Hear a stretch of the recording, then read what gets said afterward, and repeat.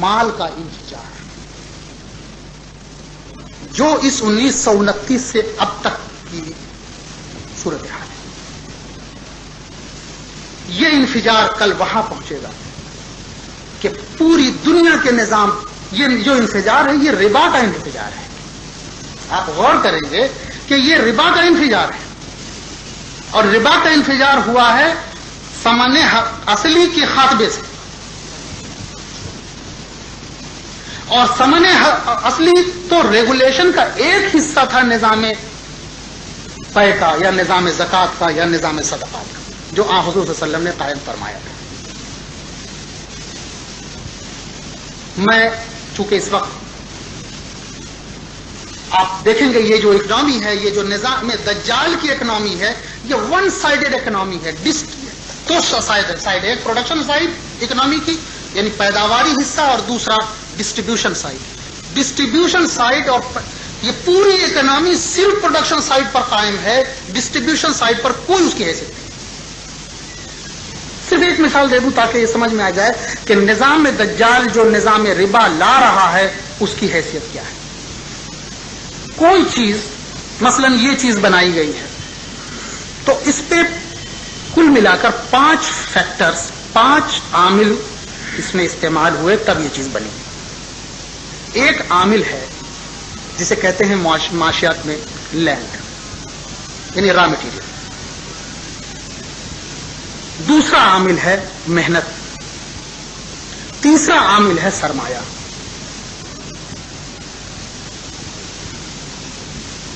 چوتھا عامل ہے رینٹ. اور 5واں عامل ہے انٹرپرینر، وہ شخص جو انویسٹ کرتا ہے. ظاہر سی بات ہے کہ جب اس کی کاسٹنگ کے اس کی جو بھی اس کی قیمت مقرر ہوئی اور جب اس کو بیچا گیا تو جو اس کی قیمت آئی وہ قیمت ان تمام عوامل میں بٹے. لینڈ کے بجائے لینڈ کے لیے اس کا عوض اسے ملے گا، سرمایہ کے عوض اس کا عوض اسے ملے گا، انٹرپرینر کے عوض اس کو ملے گا. یہی چیزیں ہیں جسے کہتے ہیں profit, veg, rent, interest.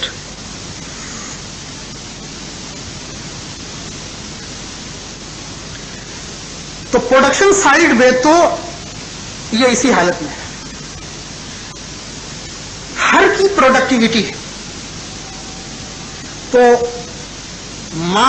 Rent کی جو پروڈکٹیوٹی ہے اس کے عوض میں رینٹ دیا جائے گا، کرایہ. سرمایہ کی جو پروڈکٹیوٹی ہے اس کے عوض میں پروفٹ دیا جائے گا. یہ انٹرسٹ دیا جائے گا. اور انٹرپرینر کی جو پروڈکٹیوٹی ہے اس کے عوض میں پروفٹ دیا جائے گا. اور محنت کی جو پروڈکٹیوٹی ہے اس کے عوض میں ویج دیا جائے گا. یہ پروڈکشن سائڈ میں یہ نظام یہ بات بتا رہا ہے. اس کا مطلب ہوا کہ اگر کسی کی پروڈکٹیوٹی کو آنکنا ہو تو بقیہ چیزوں کو مائنس کر دیجئے تو اس کی پروڈکٹیوٹی آ جائے گی. چنانچہ تھوڑی دیر کے لیے مان لیجیے را مٹیریل اس کی قیمت کل ملا کر 10 روپے ہے. 1 روپے کے بقدر اس میں رینٹ ہے، 2 روپے کے بقدر مان لیجیے ویج ہے، اسی طرح پروفٹ ہے، اسی طرح انٹرسٹ ہے. تو وہ چیزیں لی جاتی ہیں اور ہر کو اس کی پروڈکٹیوٹی کا عوض دیا جاتا ہے. اس سے اس وقت بحث نہیں ہے کہ کون کس کو کتنا دے رہا ہے، درست دے رہا ہے یا نہیں دے رہا ہے، یعنی ایکویٹیبلٹی ہے یا نہیں، اس کو اس کا حق مل رہا ہے یا نہیں، یہ ایک الگ بحث ہے. لیکن کم سے کم یہ چیز ہے. اب جب یہ چیز آپ نے خرید لی اور اب جب آپ اس کو بیچیے تو معلوم ہوگا کہ صاحب یہ چیز اگر 10 روپے میں خریدی گئی ہے تو بیچنے کے وقت میں اس کی قیمت 10 پیسے بھی ہے. آپ اخبار کو لیجیے، اخبار آپ ٹائمز آف انڈیا 2.5 روپے میں خریدتے تو 2.5 روپے جو قیمت ہے اسی پہ تو اس کی ساری کاسٹنگ آئی ہے. تو لیتے وقت آپ نے 2.5 روپے میں لیا، اور اب جب آپ بیچیں گے تو معلوم ہوگا کہ وہ 4 روپے کلو اخبار ہو گیا۔ تو اخبار جب بیچا گیا تو کم سے کم کاغذ بیچا گیا، کاغذ کی جو پروڈکٹیوٹی ہے اس کے برابر تو اس کی قیمت ہونی چاہیے۔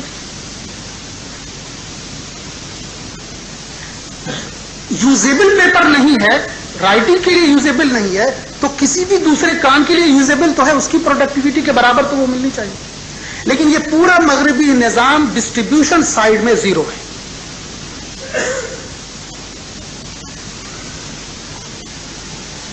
یہ ربا کا انتہائی مقام ہے۔ تو آنے والے زمانے میں نے کل پیٹنٹ رائٹ اور کاپی رائٹ کا ذکر کر دیا کہ پیٹنٹ رائٹ سے ہر طرح کی اجارہ داری اپنے نقطۂ کمال تک پہنچ جائے۔ ساری دنیا کی ساری، اب تو آپ کے علم ہے کہ ہندوستان میں ٹیکس لگتا ہے، پیٹرول کی قیمت بڑھتی ہے، تو اس کا فیصلہ ہندوستان کی پارلیمنٹ نہیں کرتی، یہ فیصلہ تو IMF کرتا ہے، یہ فیصلہ تو کنسورٹیمز کرتے ہیں، یہ فیصلہ ورلڈ بینک کرتا ہے۔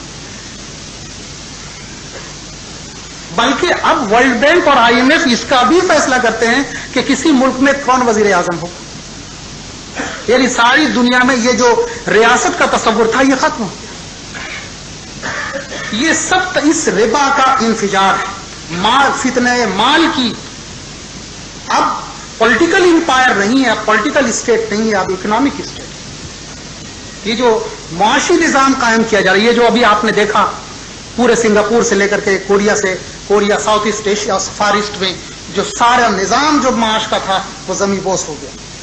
جاپان جیسی مملکت ہل گئی، اور انڈونیشیا اور ملیشیا جیسی حکومتیں جو ہیں وہ راتوں رات صرف 2 گھنٹے کے اندر بینکرپٹ ہو گئی۔ اور بینکرپسی بھی کتنی کہ صرف 1 ہفتے کے اندر انڈونیشیا کو ورلڈ بینک سے $20 بلین قرض لینے پڑے۔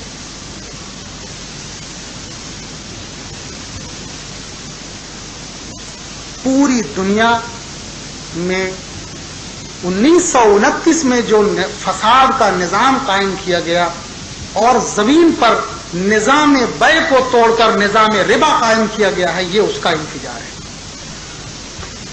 اور آنے والے دنوں میں لوگوں کی ساری دولت اور ساری معیشت اور ساری یعنی سارا اثاثہ، سارے وسائل، چاہے وہ مادی وسائل ہوں یا انسانی وسائل ہوں، ہیومن ریسورسز ہوں یا مٹیریل ریسورسز ہوں، وہ سب کے سب پیٹنٹڈ ہو جائیں۔ پیٹنٹ کسی کو کہتے ہیں، وہ سب کچھ پیٹنٹڈ ہو جائیں گے، یعنی کسی ایک کی اجارہ داری ہو جائے گی۔ امریکہ نے پیٹنٹ نیم کا پیٹنٹ کر لیا، املی کا پیٹنٹ کر لیا، یعنی ساری دنیا میں کوئی اب املی نہ تو اگا سکتا ہے نہ بیچ سکتا ہے۔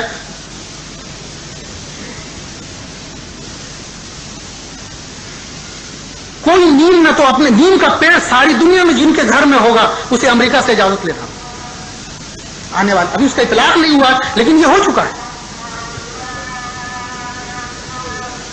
جی وہ تو سب کا ہے، سب۔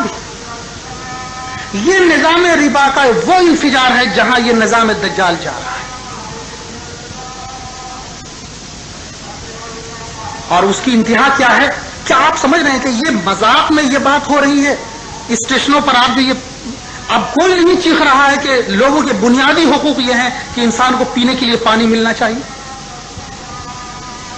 ساری دنیا میں یہ جو افواہ اڑائی جا رہی ہے کہ پانی ختم ہو رہا ہے زمین سے، اور اب جو لڑائی ہوگی وہ وار آن واٹرز ہوگی۔ پانی جو دنیا میں ہوا کے بعد سب سے، اللہ تعالیٰ نے جو چیز مفت فراہم کی ہے زمین پر، ان میں ہوا ہے، کسی شخص کو پیسہ نہیں دینا ہوتا، اور پانی ہے، ہر شخص کے پینے کے لیے وہ لازمی چیز ہے۔ پانی کو اکنومائز کیا جا رہا ہے۔ آپ ابھی تو لوگ اسے سمجھ نہیں رہے، لوگ سمجھتے ہیں فیشن میں کہ صاحب ہم گئے اور ہم راستے میں کے لیے پانی کی بوتل ہم خرید رہے ہیں۔ وہ پانی جو لینڈ ہے، معاشی اصطلاح میں لینڈ کہتے ہیں فری گفٹ آف نیچر، معاشیات کی اصطلاح میں لینڈ کہتے ہیں H and every thing which is free gift of nature is land. اللہ تعالیٰ نے روئے زمین پر انسانوں کے لیے جو کچھ مفت دیا ہے وہ زمین ہے. زمین اسی کو معاشیات میں کہتے ہیں. تو یہ ساری چیزیں زمین تھی. رکاز اور عشر یہ بھی اسی فری گفٹ آف نیچر کے استعمال کے تعلق سے ادائیگی ہے. اور آپ نے دیکھا ہوگا کہ اگر برساتی پانی سے، اگر بارش کی پانی سے زمین سینچا جائے تو اتنا ادا کرنا ہوگا، اور اگر انسان اپنی محنت سے کرے تو اس کا کم نصف ہو جاتا ہے.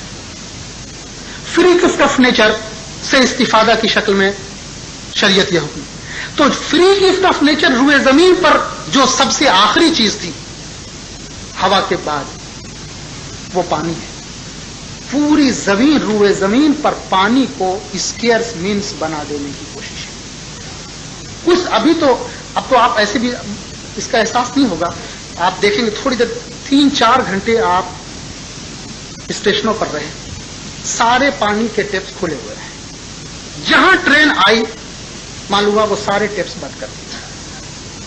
مانتا ہوں یہ بدنظمی ہے، یہ ٹھیکیداروں اور ریلوے اسٹاف کی ملی بھگت ہے، میں جانتا ہوں.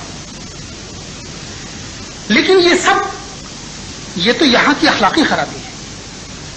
لیکن ساری دنیا میں چاہے اسے آج کل پروموشن کے بہت سے طریقے ہیں. پروموشن کا ایک طریقہ ہے تو حکم، جو سب سے بھدا طریقہ تھا پہلے زمانے میں کہ حکم لگا دیا جائے کہ سب لوگ پانی پئیں خرید کر.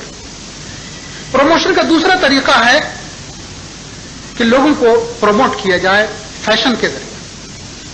ان کو یہ بات بیان کی جائے کہ یعنی پانی پر ایک انسان کل اپنی پوری آمدنی کا بمشکل 0.001% خرچ کرتا تھا. آج ایک انسان، بعض لوگوں کو ایسا میں جانتا ہوں کہ وہ روزانہ پانی پینے کے پانی پر 100 روپے خرچ کرتے ہیں. معلوم ہے کہ وہ کینٹر میں وہ پانی پورا آتا ہے 100 روپے کا، اور 100 روپے کا پانی 4-5 لوگ دن بھر میں پی لیتے ہیں. 100 روپے اس چیز پر جو فری گفٹ آف نیچر ہے، اللہ تعالیٰ کی طرف سے مفت دی گئی ہے، اس کو اکنومائز کیا گیا ہے. اور یہ کون ہے؟ یہ سب ملٹی نیشنلز. وہ ملٹی نیشنلز ہیں جو دنیا کی بڑی بڑی ہوائی جہاز بنانے والی کمپنیاں ہیں، وہ اب پانی بیچ رہی.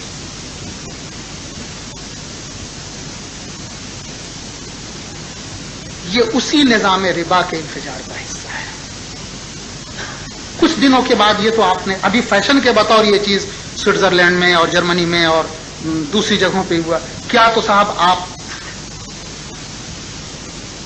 پیور ایئر انٹیک کریں، اس لیے شیلز میں پیور ہوا آ رہی ہے. ابھی لوگ شوق میں یا اپنے اسٹینڈرڈ کو مینٹین کرنے کے لیے یا ہائی اسٹینڈرڈ کے اظہار کے لیے، جیسے ہر چیز یعنی ہوتا ہے جسے کہتے ہیں ڈیمونسٹریشن ایفیکٹ.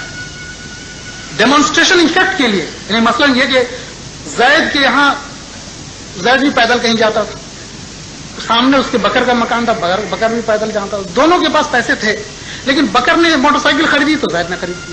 اسے ڈیمونسٹریشن ایفیکٹ کہتے ہیں کہ سامنے والے کو دیکھ کر یہ اپنے اخراجات میں فرق کرے. تو چاہے ڈیمونسٹریشن ایفیکٹ کے تحت یہ چیز ہو، چاہے فیشن کے بطور ہو، چاہے نظام معاشرت میں ایسی تبدیلی کر دی جائے کہ انسان مجبور ہو جائے، چاہے وہ ذرائع، یعنی کل معاشیات کا ایک حصہ تھا جسے کہتے تھے پبلک فائنینس. پبلک فائنینس وہ حصہ تھا. ایک حکومت کی ذمہ داری صرف یہ نہیں تھی کہ یہ سارے لوگ جتنے ہیں ان کی حیات کی ضمانت وہ دے، بلکہ اس کی یہ بھی ذمہ داری تھی کہ آنے والی نسل کی بھی حیات کی ضمانت دے. اس لیے پبلک فائنینس کا یہ حصہ تھا کہ کوئی چاہے جتنا ہے اپنے یہاں سے کوئلہ نکال لے، اس کی اجازت نہیں. اس لیے کہ ایک حکومت اس کی بھی ذمہ دار ہے کہ وہ آنے والے نسل کا بھی خیال رکھے.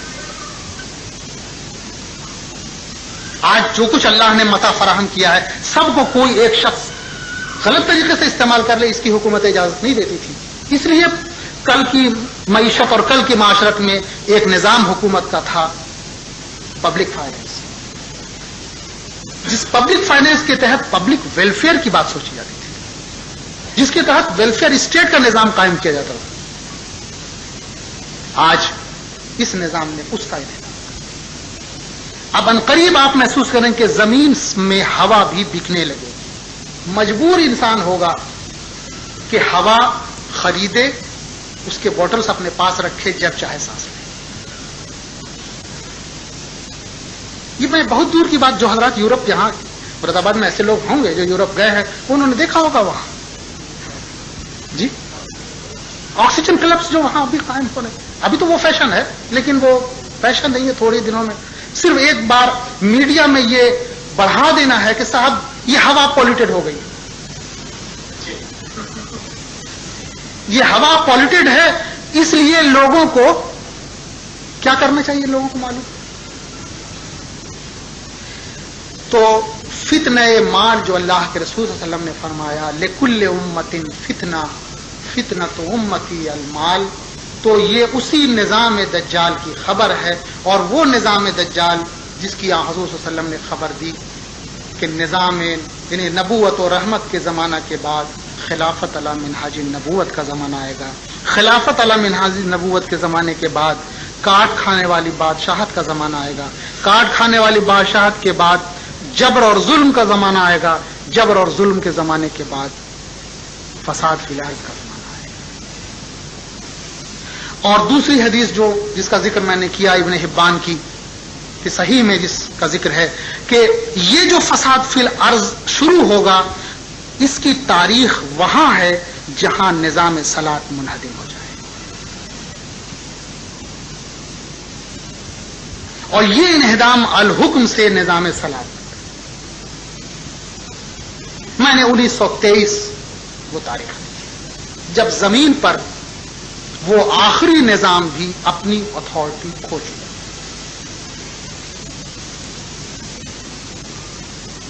وہی نظام ربا کے دجالی نظام کی تشکیل کا, بلکہ تشکیل نہیں, تشکیل تو پہلے سے عالمی تشکیل کا آغاز ہے, عالمی تشکیل کا آغاز ہے. اور اس کی یہ جو 80 سالوں کی, 80 سال سے کم, یہ تو 70 سالوں, 1930 سے 1929 سے آج تک جو یہ 70 اور 69 سالوں کی مدت ہے, یہ نظام دجال کے ارتقائی مراحل ہیں. 2-3 سالوں کے اندر اندر پوری روئے زمین پر ٹوٹل مونوپولی قائم ہو جائے.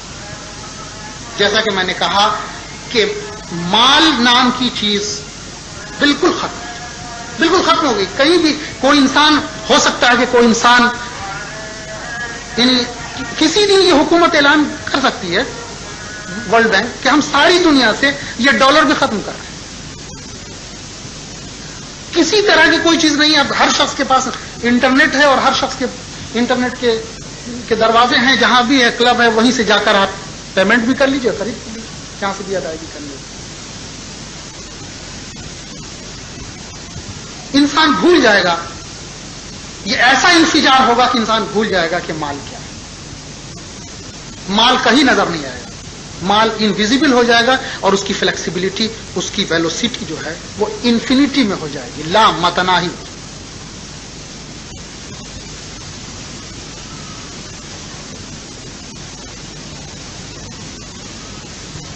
دوسرا انفجار ہے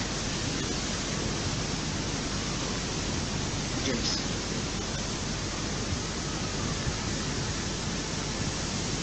اللہ کے رسول صلی اللہ علیہ وسلم نے فرمایا کہ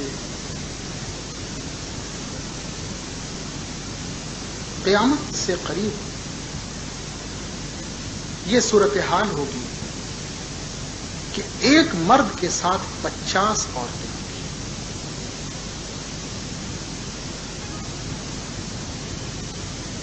یہ حدیث میں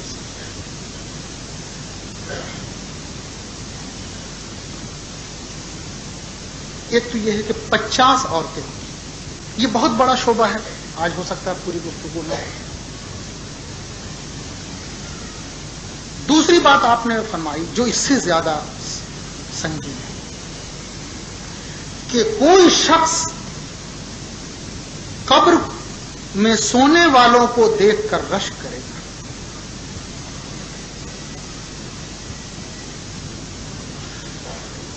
ذرا ان دونوں کی معنویت پہ غور کیجیے، یہ بات ہوگی کیا؟ زمین میں فیمیل اور میل، مرد اور عورت کی جو اس کا تناسب ہے وہ بتائیے۔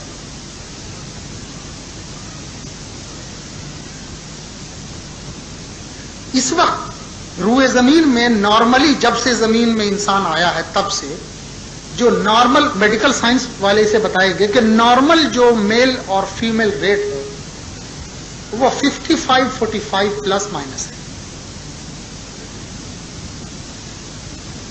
یعنی میل کا 55% ہو جائے اس سے بڑھنا خطرناک ہے، اور فیمیل کا 55% ہو جائے اس سے بڑھنا خطرناک ہے۔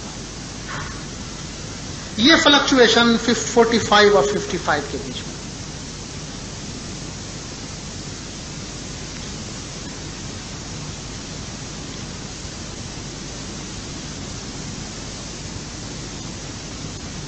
ابلیس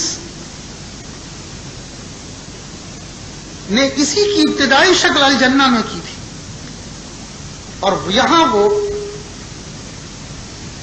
اسی جنس کو ایکسپلوڈ کر دینا چاہے۔ ابھی ہم نے مال کا ایکسپلوژن دیکھا ہے، ایکسپلوژن آف ویب۔ دجال کے نظام کا دوسرا جز ہے ایکسپلوژن آف سیکس، اور ایکسپلوژن آف سیکس کا یہ پہلو ہے کہ میل جو ہے وہ ٹوٹلی فیز آؤٹ۔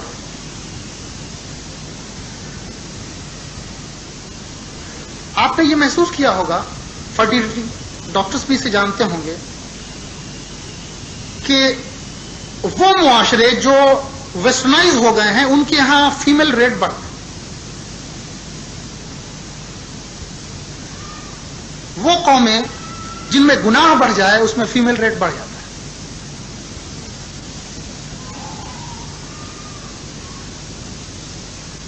وہ قومیں جن میں اریانی بڑھ جائے فیمیل ریٹ بڑھ جاتا ہے، یعنی 55 کو کراس کر۔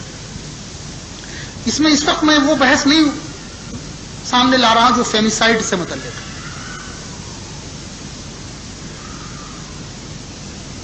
یعنی بچیوں کو، عورتوں کو پیدا ہونے سے پہلے مار دینا،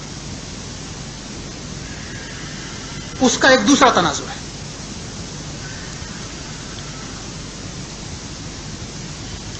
حدیث یہ کہتی ہے کہ جو فساد فی الارض زمین پر قائم ہوگا اس کی صورت یہاں پہنچ جائے گی، اس کا ایکسٹریم پوائنٹ ہے جہاں پوری روئے زمین میں جتنے مرد ہوں گے اس سے 50 گنا زیادہ عورتیں ہیں۔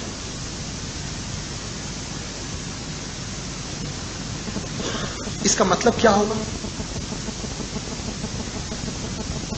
یہ کیسے شروع ہو گئے ہیں؟ آپ نے سنا ہوگا ابھی چند دنوں پہلے کہ ایک شخص کی لاش ملی،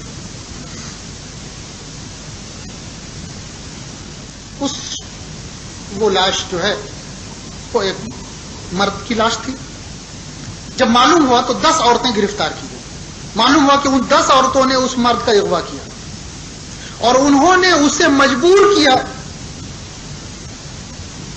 اس فعل کے لیے، اور اس کے بعد انہوں نے اسے قتل کر دیا۔ اس سے پہلے شیطان نے یہ نظام قائم کرنے کی کوشش کی ہے۔ دیکھیے قرآن نے قوم تبا کا ذکر کیا ہے، یہ انفرادی ہے۔ جو لوگ انگلش اور جرمن اور گریک لٹریچر جانتے ہیں، اور خاص طور پہ یعنی گریک میتھولوجی کو، وہ تھیپسے کا نام انہوں نے سنا ہوگا۔ شیکسپیئر نے بھی کئی ڈرامے تھیپسے پر لکھے۔ یہ وہی تبا کی قوم کی طرح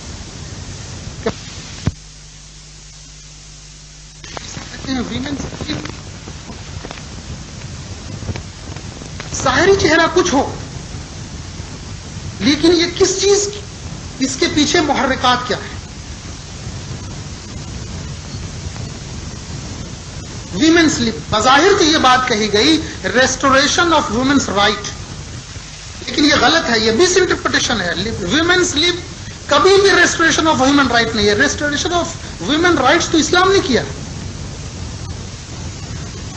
ریسٹوریشن آف ویمن رائٹ تو اسلام نے کیا. ویمن رائٹ کیا ہے؟ عورتوں کے حقوق کی بحالی. عورتوں کے حقوق کی بحالی تو اسلام نے کی. اور حقوق کس کو کہتے ہیں؟ جس کا جو حق ہے وہ اس کو دیا جائے, اس پر سے ظلم ختم کیا جائے. عورت اور ہر کوئی اس کا مستحق ہے جو اس کی ذمہ داری ہے.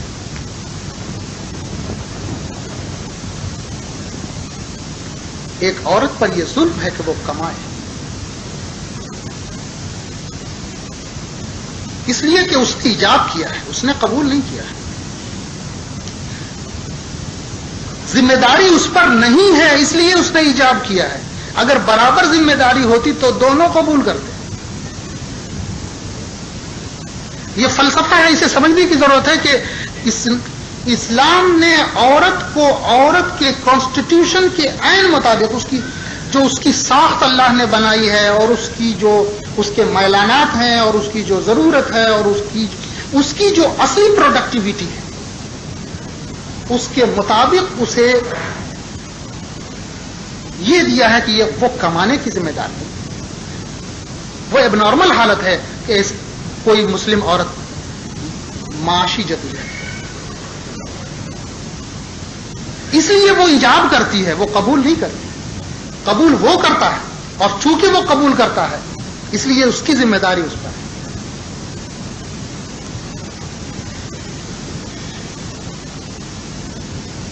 جو حقوق آپ غور کریں گے, جو حقوق مردوں کے ہیں, اسلام نے چونکہ مرد قوی ہے اس لیے قوی کی حفاظت اسلام نہیں کرتا ہے. قوی کے حقوق کو صرف بتا دیتا ہے, اور کمزور کی حفاظت کرتا ہے. یہ فرق ہے. اس لیے کہا گیا ہے وَقَضَىٰ رَبُّكَ أَلَّا تَعْبُدُوا إِلَّا إِيَّاهُ وَبِالْوَالِدَيْنِ إِحْسَانًا. وہ ویکر سیکشن ہے. والدین بڑھاپے کی حالت میں ویکر سیکشن ہے, کمزور ہیں, وہ اپنے حقوق کو منوا نہیں سکتے. اس لیے اللہ تعالیٰ نے جو ویکر سیکشن ہوتا ہے, جس کا حق وہ خود اس کی حفاظت نہیں کر سکتا, اس کے لیے اسلام قانون تو بناتا ہی ہے, ساتھ ساتھ تنبیہاً بھی اس کے حدود کو وہ بڑھا کر پیش کرتا ہے.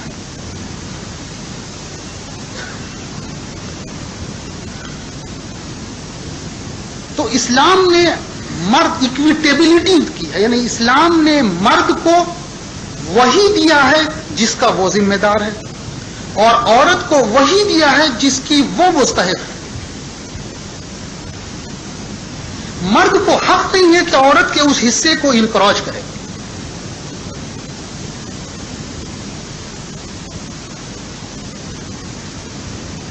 چنانچہ یہی میرٹھ کے, میں اس وقت نام بھول رہا ہوں, آج سے 80 سال 90 سال پہلے مولانا عبد الرحمان صاحب تھے.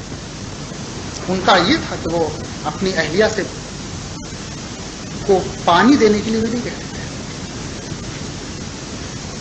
ان کا یہ کہنا تھا کہ وہ دے دے ایک الگ بات ہے, لیکن میں مانگنے کا حقدار, یہ اس کی ذمہ داری نہیں ہے.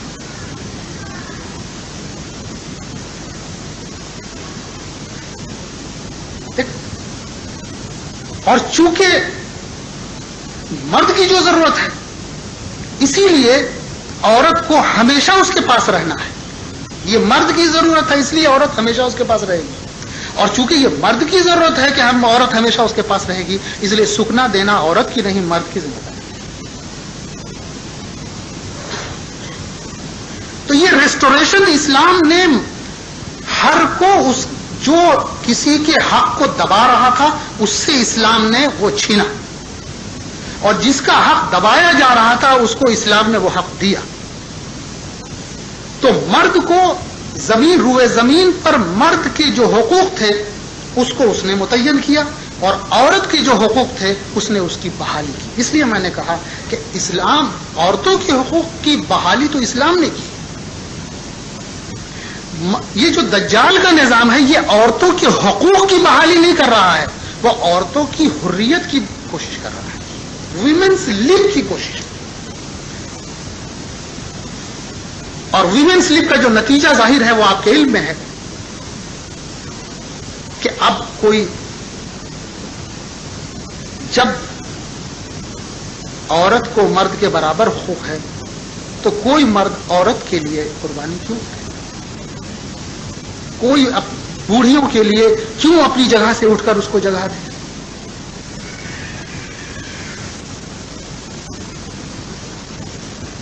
اور جب پروڈکٹیوٹی، جب بوڑھے ہو جائیں تو وہ ان پروڈکٹیو ہو جاتے ہیں. صرف ان پروڈکٹیو نہیں ہوتے، کنزیوم کرتے ہیں.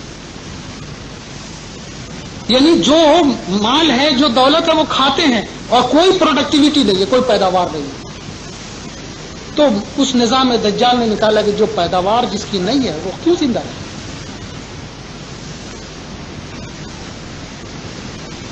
یہی ہے، وہ زندہ کیوں نہیں رہے، وہ کیوں رہے، وہ ان پروڈکٹیو. جیسے جانور اور گائے بیل جب نئی پروڈکٹیوٹی کے قابل رہتے ہیں تو ان کو ختم کر دیا جاتا ہے. ختم کرنے کا کوئی اور راستہ نہیں ہے. تو ایک راستہ تو معاشرتی ہے، nuclear family. Nuclear family actually دراصل والدین اور ان تمام ان پروڈکٹیو لوگوں کو مارجنلائز کرنے کی کوشش ہے. یہ جو ایم جی کوارٹرز بنائے جاتے ہیں، دیکھیے میں نے کبھی اخلاقی صورتحال میں اس کا تجزیہ کیا کہ نظام دجال جو آگے آ رہا ہے وہ حکم سے صرف نہیں آ رہا ہے، وہ فیشن سے بھی آ رہا ہے. ایک یعنی لوور انکم گروپ LIG اور MIG جو مکانات بنائے جاتے ہیں، اسلام کا ہر تصور اسلام نے انسان کو جس رنگ میں دیکھا ہے اس کے مطابق ہے، اور دجال کا تصور ابلیس نے جس رنگ میں انسان کو دیکھنا چاہا ہے اس کے مطابق. لہذا ایک مسلم گھر میں ایک فرد زید، اس کی بیوی، اس کے چھوٹے بچے، اس کے بوڑھے والدین اور ایک یتیم کا تصور. اتنے لوگ اس گھر میں اکوموڈیٹ ہوں گے.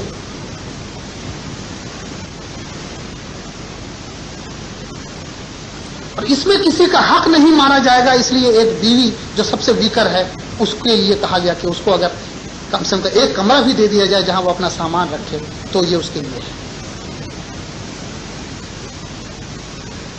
نظام دجال نے یہ فیشن کیا نکالا ہے؟ LIG اور MIG کی فلسفی کیا ہے؟ ایک بیڈ روم، ایک کچن، ایک ٹوائلٹ. اضافہ کیا جائے گا تو ایک ڈرائنگ روم کا. کیا خیال ہے؟ یہ بلا وجہ یہ تصور نہیں ہے. یہ تصور ہے کہ جوائنٹ فیملی، انسانی جو ہیومن فیملی ہے اس کو ہیومن فیملی نہ رہنے، مجبور کر دیا جائے کہ ہیومن فیملی نیوکلیئر فیملی بن جائے. اور نیوکلیئر فیملی کی انتہا کیا ہے؟ نیوکلیئر فیملی کی انتہا یہ ہے کہ پیئر بھی نیوکلیئر نہیں، چھوٹے بچے بھی نیوکلیئر فیملی میں شامل نہیں ہیں. نیوکلیئر فیملی میں وہ چاہے ایک عورت ہو یا ایک مرد ہو، وہ اکیلے نیوکلیئر. دوسری حدیث جس کی طرف میں نے اشارہ کیا وہ یہ ہے کہ آپ صلی اللہ علیہ وسلم نے فرمایا کہ لوگ قبر کے مردوں پر رش کریں.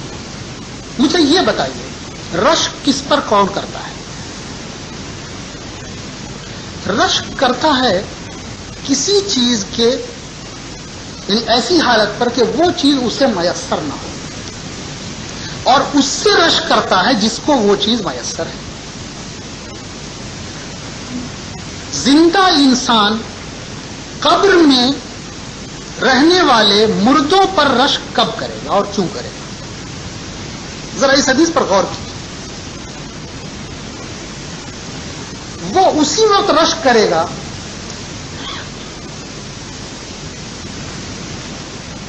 جب مردے کو کوئی ایسی چیز حاصل ہو جو اس زندہ کو ملے. تو مردہ کو جو چیز حاصل ہے وہ ہے موت. जेनेटिक साइंस की जो गुफ्तगू हो रही है और दज्जाल जो रबूबियत का जो ऐलान करेगा, वो तरीका यह होगा कि एक इंसान, यानी एक इंसान से मेरी मुराद यहां अहले हक है, इंसान नहीं है। अहले हक इस ताजीम का शिकार होंगे कि वो मरना भी चाहेंगे तो मर नहीं, जो मरेगा उसे वो जिंदा कर देगा, वो मरेगा तो वो उसे जिंदा कर देगा, वो मर रहा होगा तो उसे मरने नहीं देगा। एक जिंदा इंसान मुर्दों पर कब रश करता है? जब वो मरना भी चाहे तो वो मर नहीं सकता।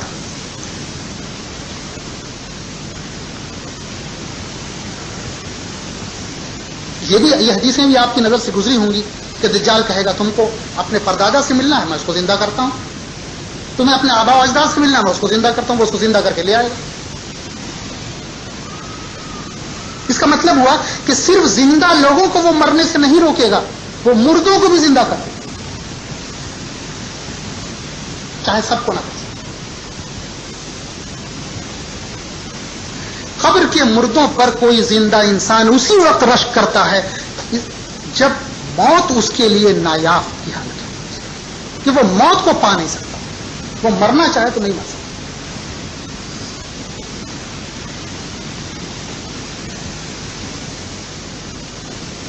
तो जमीन पर इसके अलावा आप सल्लल्लाहु अलैहि वसल्लम ने क्या फरमाया इसी जेनेटिक इंफिजार के एतबार से? एक तो अभी मैंने ये कहा कि सूरत हाल ये हो जाएगी पूरी जमीन पर औरतों का निजाम आ जाएगा। ये जो अभी बात कही जा रही है वीमेन्स लिब के बाद, अब कहा जा रहा है empowerment of women. Empowerment of women यानी औरतों की तकवीयत, कुव्वत नाफजा उनके पास आए। इस वक्त कुव्वत नाफजा की क्या हद मुकर्रर की गई है? यूनेस्को ने क्या हद मुकर्रर की है? 33%। ये यहां का नारा नहीं है, ये तो गुलामों का मुल्क है ना। इनके आकाओं ने यह नारा दिया है कि औरत को 33% इंपावर किया जाए। जाहिरी तौर पर यह बहुत ही फैशनेबल बात लग रही है। जबकि मैं एक बात कह रहा हूं, यह रेस्टोरेशन नहीं है, इसलिए मैं ये बहस नहीं उठा रहा हूं कि वो लोग जुल्म कर रहे हैं जो औरतों पर जुल्म कर रहे हैं, वो इस्लाम के हुकूक सल्ब कर रहे हैं, वो इस्लाम के हुकूक अदा नहीं कर रहे हैं। इस्लाम ने तो औरतों के हुकूक दिए हैं, उससे बहस नहीं है इस्लाम। ये जो वीमेन्स लीग की बात है, इंपावरमेंट ऑफ विमेन 33%, या तमाम हिस्सों में इंपावरमेंट औरतों का किया जाए, ये उनका जुल्म है। लेकिन ये इसी चीज की कोशिश है, और ये सूरत हाल 33% आज है, बाज मुल्कों में वो 66% है। मसलन आप स्विट्जरलैंड की ले लीजिए, स्विट्जरलैंड में 5 शोबे ऐसे हैं जो 80% इंपावर वहां औरत हो गई। मसलन एजुकेशन, यूके में अर्ली एजुकेशन यानी प्राइमरी स्कूल और मिडिल स्कूल तक मर्द टीचर्स तो बमुश्किल 15%। 80% इंपावरमेंट ऑफ वुमेन हो चुका है।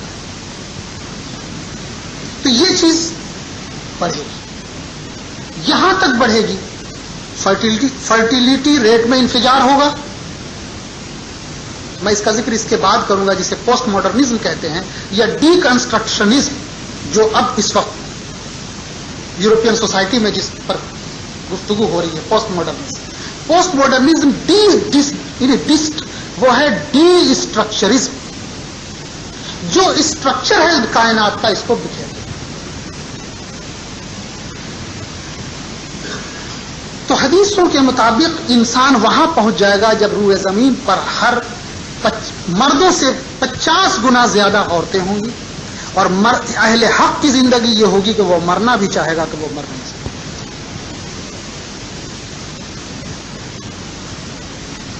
ये इंफिजार क्यों कर रहा है इब्लीस? ये फसाद फिल अर्ज बर्पा करने की वजह क्या है? वो लड़ाई हार चुका है। उसकी आखिरी कोशिश ही उसने महसूस कर लिया कि आदम के हिस्से में तो हम उसे नहीं हटा सकते। अब आखिरी हरबा ये है कि वही हरबा जो अलजन्ना में कामयाब हुआ था, वही हरबा हम इस जमीन पर कायम।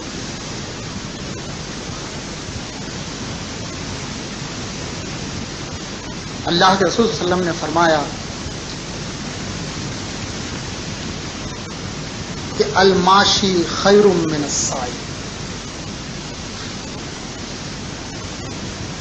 پھر آپ نے فرمایا القائد خیر من الماشی.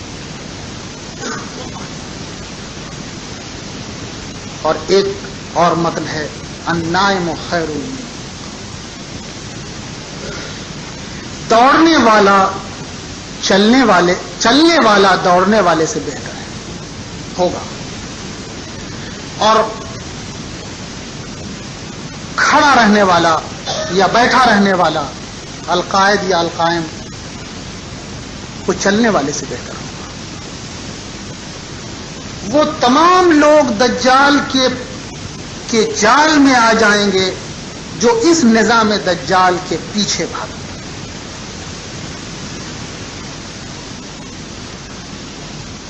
جو جتنا اس کی کم سے کم اتباع کرے گا ظاہر سی بات ہے وہ پیچھے رہ جائے گا. جیسے ایک ٹرین جا رہی جو دوڑ کر ٹرین پکڑ لے تو وہ ٹرین پہ بیٹھ جائے گا. جو دھیرے چلے گا وہ ٹرین چھوٹ جائے گا. تو مومن کے لیے یہ رسول اللہ صلی اللہ علیہ وسلم کی طرف سے جو مشورے ہیں جو رہنمائی ہے وہ یہ ہے کہ اس نظام دجال کی میں مسابقت کرنے کی کوشش نہ کی جائے. یہ پہلا پروپوزل ہے. بلکہ مطلوب کیا ہے؟ معیار مطلوب ہے تمسک بالکتاب و سنہ. تمسک بالکتاب و سنہ کی کون سی حالت؟ خذہم بالنواجذ. تو جو خذہم بالنواجذ کرے گا ٹرین چھوٹ جائے گی.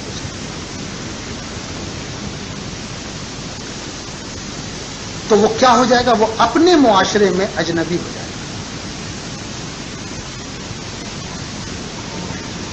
اپنے لوگوں کے مقابلے اپنے لوگوں میں وہ اس لیے اجنبی ہو جائے گا. لوگ اسے پہچاننا چھوڑ دیں گے اس لیے کہ وہ مسلمان ہے. تو جو پہچاننا چھوڑیں گے وہ بھی مسلمان ہیں. اجنبی کوئی غیروں میں نہیں ہوتا. اجنبی غیروں میں نہیں ہوتا ہے. ایک مومن اجنبی ہوگا مسلمانوں میں. یہ جو بات کہی گئی بدل اسلام غریباً، اس میں 3 باتیں ہیں. اسلام اجنبیوں کی طرح آیا ظاہر ہوا، اسلام اجنبی ہو جائے گا اور پھر اجنبیوں کی طرح آئے گا. حدیثوں میں ایک اور لفظ کا استعمال ہوا اجنبی کے لیے.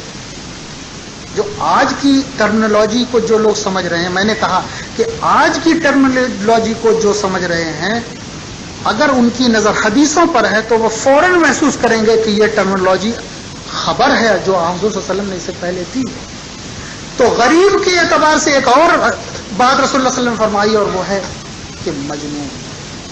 لوگ تمہیں مجنون کہنے لگے. مجنون کا موجودہ نام کیا ہے؟ فینیٹکس. فینیٹکس. آج ہر مسلمان ایکسٹریمسٹ ہے. جو ایکسٹریمسٹ ہے وہی فینیٹک، جو فینیٹک ہے وہی دہشت گرد ہے. یہ سب مترادفات. اور ابھی تو یہ بات فیشن میں ہے. ذرا تھوڑی مدت گزر جائے، جیسا کہ کل میں نے کہا کہ جب یہ حکم آ جائے گا کہ کسی شخص کو دیکھا جائے گا کہ وہ مسجد جا رہا ہے تو اس پر یہ الزام ہوگا کہ تم کسی دہشت گرد کارروائی میں وہ عبادت کرنے کو جائے گا لیکن دراصل اس کا شمار ہوگا کہ یہ دہشت گرد کارروائی میں. لوگ میں آج کی ایک خبر کی ایک تشریح میں کر رہا ہوں. ابھی اخبار میں نے دیکھا نام کہ ہمارے ایک بڑوں میں سے ایک بڑے نے کہا کہ صاحب فلاں جگہ کے مدرسوں پر یہ الزام جو ہے کہ وہ وہاں دہشت گرد کاروائیاں ہو رہی ہیں، یہ درست بات ہے. مسئلہ کیا ہے؟ وہ جو یعنی یہ بات جو کہی جا رہی ہے اس کی بنیاد یہ ہے کہ کہنے والا دراصل یہ کہہ رہا ہے کہ یہ درست الزام نہیں ہے کہ ان مدرسوں میں دہشت گردی کی باتیں ہوتی ہیں اور دہشت گردی کے کام ہوتے ہیں. یہ ہے نا, یہ درست بات ہے. یہی مولانا نے کہا کہ ان مدرسوں میں دہشت گردی کی کارروائیاں نہیں ہوتی. حقیقت کیا ہے؟ یہ بات, یہ الزام تو ہے نہیں. اس بات کی نوعیت کو سمجھے. یہ الزام تو ہے نہیں کہ وہاں آپ دہشت گردی کی کارروائی کر رہے ہیں.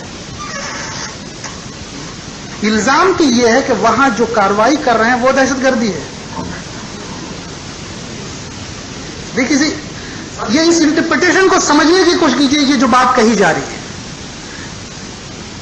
یعنی یہ جو بات یہاں سے جواب میں کہی جا رہی ہے وہ یہ ہے کہ وہاں دہشت گردی کی کارروائیاں نہیں ہو رہی. الزام یہ نہیں ہے. الزام یہ ہے کہ وہاں جو ہو رہا ہے وہ دہشت گردی ہے. تو ابھی بات تو شدہ ہو رہی ہے ایک دو زبانوں سے. میں نے اس لیے وہ بات کہی کہ اسلام پر چلنا ہی دہشت گردی ہے. وہ لوگ یہ نہیں کہہ رہے کہ اسلام پر چلنے والے دہشت گردی کر رہے ہیں.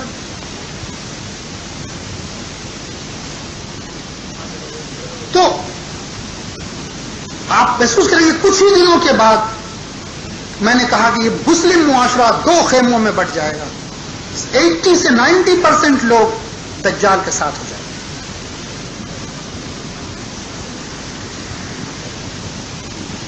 اور جو بقیہ لوگ بچیں گے وہ زمین پر غیر قانونی لوگ ہوں گے. زمین کے یعنی فساد فی الارض کے نظام کے, دجال کے نظام کے باغی.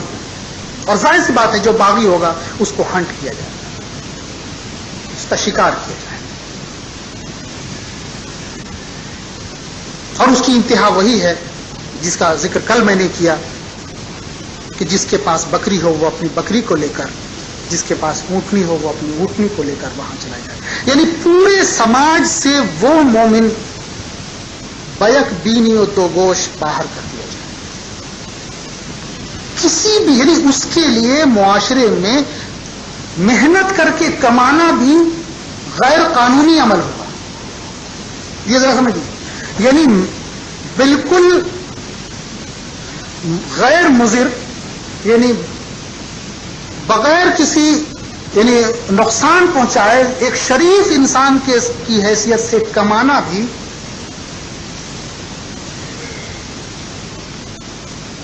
ان لافل ایکٹیویٹی. آج کیا حکم دیا گیا ترکی میں, آپ نے اخبارات میں دیکھ لیا ہو. ترکی کی حکومت نے تمام خطیبوں کو حکم دیا ہے کہ وہاں کی وہ یعنی گویا ملحد حکومت جو خطبہ تیار کرے گی اسی کو پڑھنا ہے.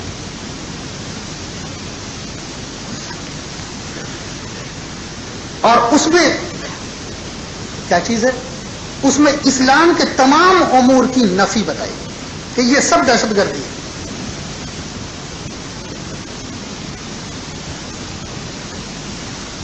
اب کوئی وہاں نماز کے لیے جمعہ کو جائے گا تو اس کو وہی خطبہ پڑھنا ہے جس میں یہ بتایا جائے گا کہ نماز پڑھنا دہشت گردی, روزہ رکھنا دہشت گردی ہے, داڑھی رکھنا دہشت گردی ہے.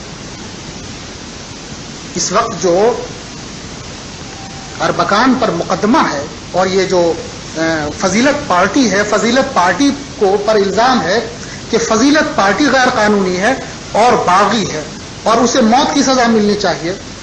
جرم کیا تھا؟ جرم یہ تھا یعنی جو دلائل دیے گئے ہیں, 7 دلائل دیے گئے ہیں, اس میں جو سب سے مضبوط دلیل دی گئی ہے وہ یہ ہے کہ افطار پارٹی میں انہوں نے شرکت کی تھی. یہ میں ہنسی کی بات نہیں کر رہا ہوں, یا جنہیں علم ہے, جو سب سے بڑی دلیل ہے کہ یہ دہشت گرد جماعت ہے, غیر قانونی جماعت ہے, اسے ممنوع قرار دیا جانا چاہیے اور نجم الدین اربکان کو پھانسی کی سزا دی جانی چاہیے. اس لیے کہ اس نے جو سب سے بڑا جرم کیا وہ یہ ہے, پہلا جرم نمبر 1 افطار کی پارٹی میں انہوں نے شرکت کی, اور دوسرا جرم یہ ہے کہ اس پارٹی میں انہوں نے ٹوپی پہنی تھی جو مخالفت ہے اس چیز, جن کو وہ پورے چارج شیٹ جن کو دیکھنا ہو وہ دیکھ لیں, امپیکٹ میں چھپا ہے, وہ المجتمع میں بھی چھپا ہے, آپ اس میں دیکھ لیں.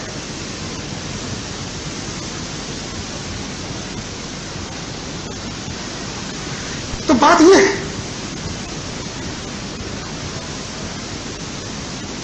آنے والے زمانے میں مال کا انفجار اور جنس کا انفجار، یہی دو ہیں جو نظام دجال کے 2 ستون ہیں. اور اس سے آپ سمجھ سکتے ہیں کہ پورے معاشرے میں صورتحال کیا ہوتی ہے. وہ ظلم کی بات اور مومنین کو بالکل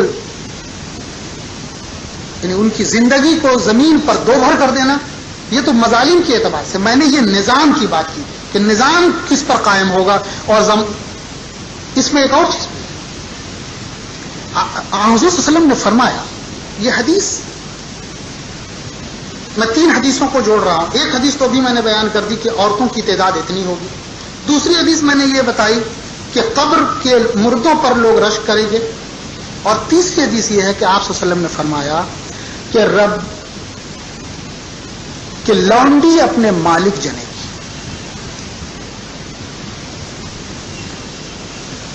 لونڈی اپنے مالک جنے گی. کیا مراد ہے؟ آثار قیامت میں یہ لونڈی اپنے مالک جنے گی سے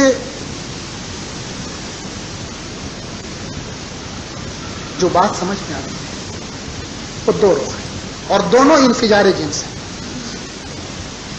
ایک یہ ہے کہ اللہ تعالیٰ نے زمین پر جو زوجین کا نظام قائم کیا ہے وہ ٹوٹلی ختم کر دیا.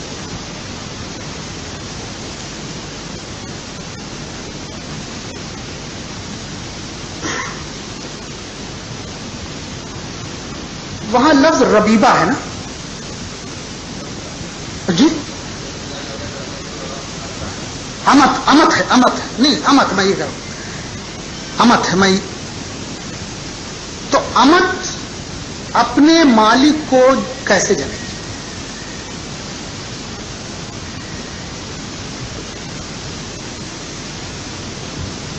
مالک کے معنی میں توسیع ہے. مالک کے معنی مالک بھی ہے، مالک کے معنی ہے باپ بھی، دادا بھی، اسلاف بھی. اب میں 2 کیس اس وقت انگلینڈ کے گویا سپریم کورٹ میں جو 2 کیسز ہیں میں اس کو بیان کر رہا ہوں. ایک مقدمہ یہ ہے کہ ایک خاتون نے حکومت برطانیہ پر مقدمہ کیا ہے کہ وہ اس خاتون کا شوہر آج سے 10 سال پہلے مر گیا. خاتون کا شوہر آج سے 10 سال پہلے مر گیا ایکسیڈنٹ میں. شادی کے 2 سالوں کے بعد یا 3 سال اس مدت میں یہ جو نظام ہے کہ صاحب ابھی عیش کرنا چاہیے، ابھی اولاد نہ ہو، تو اس مدت میں کوئی اولاد نہیں ہوئی تھی. لیکن شوہر نے احتیاطی طور پر اپنی منی بینک میں جمع کرا دی تھی. اب وہ بیوی کہتی ہے کہ مجھ کو قانونی حق ہے کہ میں اپنے شوہر کی جمع کی ہوئی منی سے اولاد پیدا کروں. ڈاکٹرز نے کہا پاسبل ہے، لہذا ہم کو اجازت نہیں ملتی.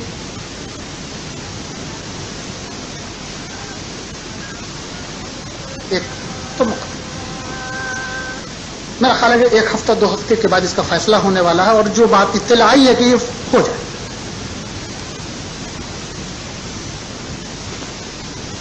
دوسری بات یہ ہے کہ ایک خاتون نے اپنی والدہ سے کہا کہ مجھے فلاں بیماری ہو گئی، اور ڈاکٹرز نے کہا ہے کہ اگر تمہارے اولاد ہوئی تو اس کو فلاں خرابی ہو جائے گی. تو اپنی والدہ سے کہا کہ میرے شوہر کی منی کو تم انسیمینیٹ کر لو اور میرے لیے اولاد پیدا کر. چنانچہ اس نے اولاد پیدا کر. اب اس کی نواسی نے بھی کہا ہے کہ میرے لیے بھی, تو اس نے اس کے لیے بھی کر دیا.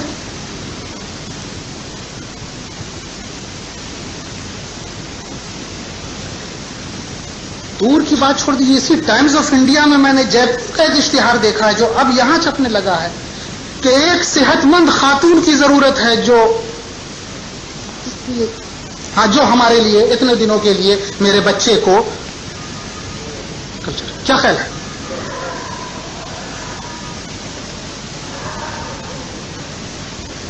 بخاری کی وہ حدیث آپ حضرات کے علم میں ہوگی کہ عرب میں بعض ایسی عورتیں ہوتی تھیں جن کے گھروں کے سامنے پیلے رنگ کا جھنڈا نصب ہوتا تھا,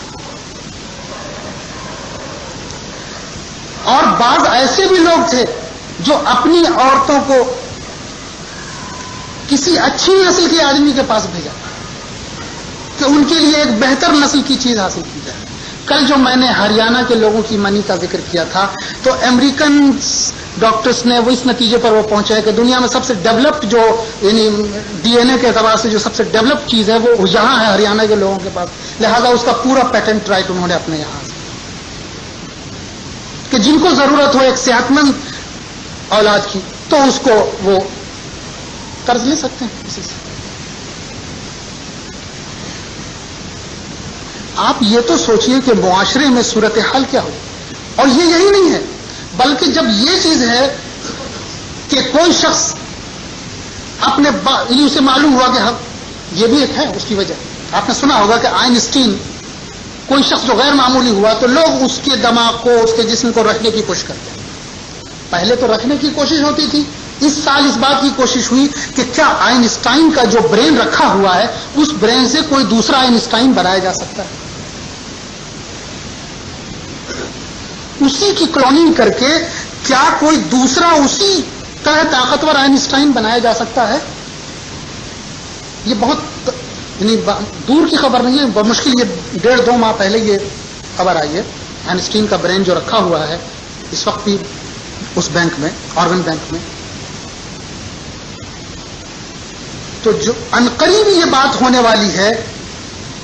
کل ہاتھیوں کا ذکر میں نے کیا تھا, تو ہاتھی کا مسئلہ ہے اب تو یہ انسانوں پہ کہ اگر کسی شخص کو مان لیجئے کسی شخص کو ضرورت ہو کہ صاحب ہمیں ایک ایسے طاقتور انسان کی ضرورت ہے, اور تھوڑی دیر کے لیے مان لیجئے اسے چنگیز خان کا جسم مل گیا ہے, کہیں اس کی ہڈی مل گئی ہے, یا اس کا یا معلوم ہے کہ فلاں جگہ فلاں ہے, تو وہ اس کو ریپروڈیوس کرنے کی کوشش کرے گا. کہ ایک اسی طرح کا جب ڈائناسورس کو ریپروڈیوس کرنے کی کوشش کی جا رہی ہے, جو بات ہے کہ صاحب اس کا انڈا مل گیا ہے اور انڈے میں اتنا بتایا گیا کہ اتنے جو ہیں اس کے جین سلامت ہیں, اس میں سیلز اتنے سلامت ہیں, لہذا ان سے اب بالکل یقینی طور پر ڈائناسور بنایا جا سکتا ہے. تو جتنے عظیم لوگ دنیا میں ہوئے ہیں, جتنے بڑے لوگ ہوئے ہیں,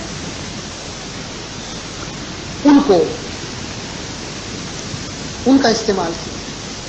اب میں ایک بہت خطرناک بات کی طرف اشارہ کر رہا ہوں جس کا ذکر یہاں ابھی مولانا کے انتقال کے بعد دوبارہ آیا. مجھے نہیں معلوم آپ حضرات کو وہ علم ہے. حضرت مولانا ابو الحسن علی ندوی صاحب کے انتقال کے بعد ایک راز سے پردہ اٹھا. میں ان قسمت لوگوں میں ہوں جنہیں یہ راز 12 سال پہلے معلوم تھا, لیکن اس کی 80% باتیں معلوم تھی, 20% جو بنیادی بات تھی وہ مجھے معلوم تھی.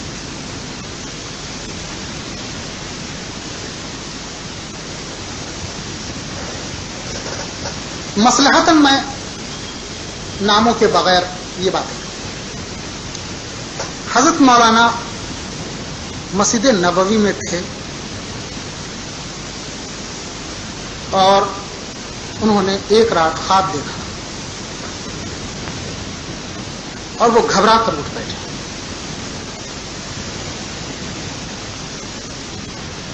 اور اتنی گھبراہٹ ہوئی کہ وہ بے قابو ہو گئے لیکن خیر پھر تھوڑی دیر کے بعد وہ پھر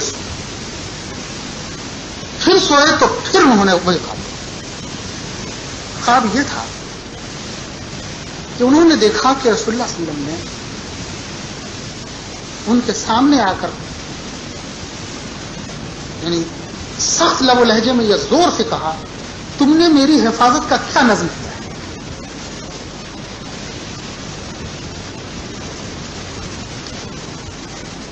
تم نے میری یہ واقعہ آپ حضرات کے علم میں ہے، تم نے میری حفاظت کا کیا نظم کیا ہے؟ جب دوبارہ انہوں نے یہ خواب دیکھا تو وہ بے حد پریشان۔ ایک صاحب جو راوی ہیں انہوں نے کہا کہ میں نے مولانا کو ان کی پوری حیات میں اس طرح بدحواس ہو کر مسجد نبوی میں ادھر سے ادھر بھاگتے نہیں دیکھا۔ وہ بہت اہم شخص ہے۔ حضرت مولانا نے ان سے کہا کہ میں نے یہ خواب دیکھا ہے۔ انہوں نے کہا کہ میں خود بہت پریشان ہوں، میں 3 دن پہلے میں بغیر کسی سبب کے میری کوئی وجہ سمجھ میں نہیں آ رہی ہے، میں بے حد پریشان ہو گیا اور مجھے لگا کہ کچھ ہو جائے گا، لہذا میں وہ خود اتنے بڑے دنیا کے ایک دوسرے کنارے میں کہ حضرت مولانا چند گھنٹوں کے لیے فلاں ایئرپورٹ پر رکنے والے ہیں اور وہ آپ کو ایک خاص پیغام دینا چاہتے ہیں، لہذا آپ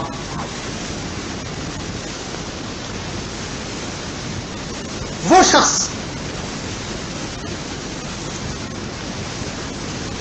حاکم وقت وہ آیا۔ آپ نے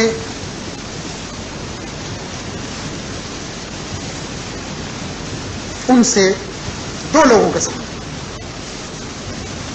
وہ دونوں لوگ ان میں سے ایک زندہ ہے، دونوں کے سامنے آپ نے ان صاحب سے کہا کہ میں نے یہ خواب دیکھا ہے۔ اس کے بعد حضرت مولانا نے یعنی بچوں کی طرح بے اختیار یہ رول کیا اور اس شخص کے گریبان کو پکڑ کر کہا کہ اگر آخرت میں اللہ کے رسول صلی اللہ علیہ وسلم نے مجھ سے پوچھا تو میں تمہارا گریبان، یہ چاروں لوگ بے تحاشا روئے۔ وہ شخص جس کا گریبان پکڑا گیا تھا وہ سب سے پہلے سمجھا، کھڑا ہوا، اس نے اپنے آنسو پوچھے اور اس نے کہا مولانا سے کہ اگر رسول اللہ صلی اللہ علیہ وسلم سے پھر ملاقات ہو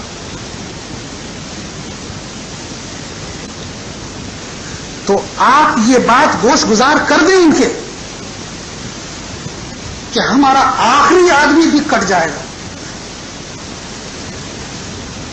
لیکن روضہ اطہر کو کوئی نقصان نہیں ہوگا۔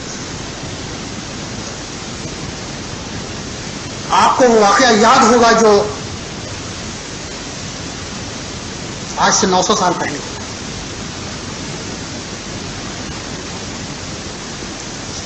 زنگی، نور الدین زنگی کا واقعہ۔ میں نے روحانی صورتحال کی آخری سطر جو لکھی ہے مجھے نہیں معلوم، مجھے یہ واقعہ 12 سالوں سے معلوم ہے اور میں نے اسی کی طرف اشارہ کرتے ہوئے لکھا ہے، مجھے نہیں معلوم کہ لوگوں نے اس راز کو سمجھا یا نہیں۔ روحانی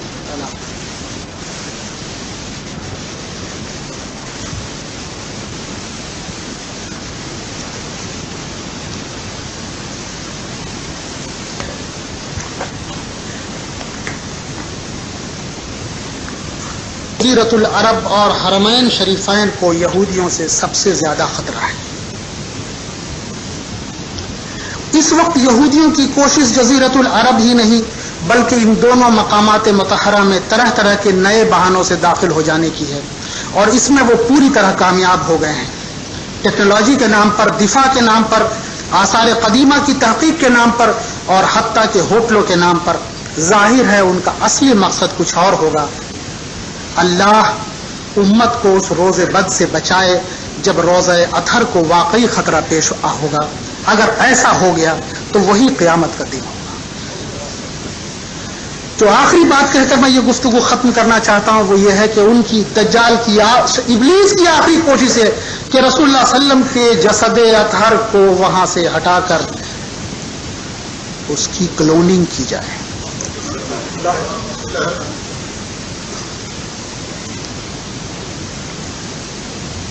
آپ سمجھتے ہیں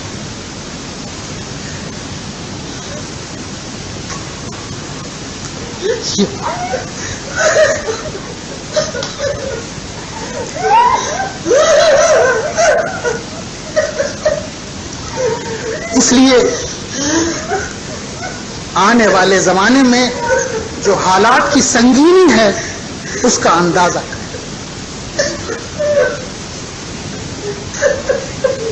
یہ امت کس اذیت، کس تعذیب اور کس پریشانی اور کس مصیبت سے گزرنے والی ہے، اور یہ جو وقت آ رہا ہے یہ کس طرح ہلا ڈالنے والا وقت ہے، اس کا اندازہ کرنا.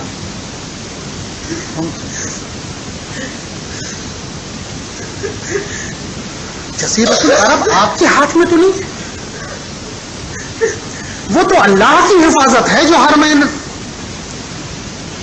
میں وہ داخل نہیں ہوا ہے اور داخل نہیں ہوگا. اس لیے کہ اللہ تعالیٰ نے اپنے رسول کے ذریعے یہ خبر دی ہے کہ وہ نہیں داخل ہو پائے گا، لیکن یہ تو نہیں کہا کہ کوئی کوشش نہیں کرے گا. داخل کون نہیں ہوگا؟ وہ صرف نہیں ہوگا. یہ ذرا خیال ہے، داخل صرف وہ نہیں ہو پائے گا، دیگر یہودیوں کے بارے میں تو یہ نہیں کہا گیا، ورنہ نور الدین زنگی کا وہ واقعہ نہیں ہوتا. ورنہ نور الدین زنگی کا وہ واقعہ نہیں ہوتا.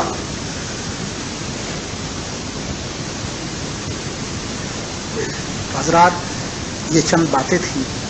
ظاہر سی بات ہے یہ تقریر نہیں ہے، جیسا کہ میں نے کل بھی کہا تھا کہ اس سینے میں جو باتیں تھیں یہ میری ذمہ داری تھی، میں نے پہنچا دیا. اللہ تعالی